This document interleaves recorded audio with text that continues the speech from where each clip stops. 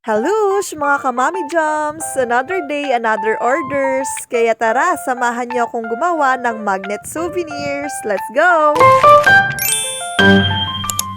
So, gamit ang Canva editor, nag-layout ako ng 3 designs. And napili nga ng ating client itong third design. So, let's print it na gamit ang QWAP sticker paper. So, by the way, pinsan ko nga pala yung nagpa-customize ng ating mga magnetic souvenirs dahil magbe-birthday ang kanyang mama.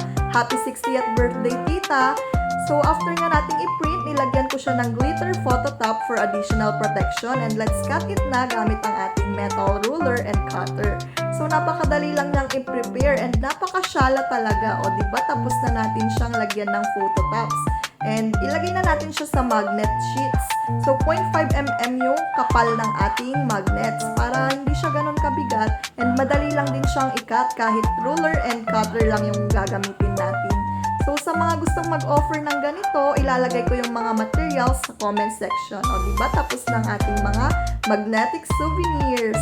Para sa packaging, nag-print lang din ako ng labels na ilalagay natin sa kanyang plastic. So, ayan, i-fold lang natin sa gitna and i-sealed na natin with plastic OPP.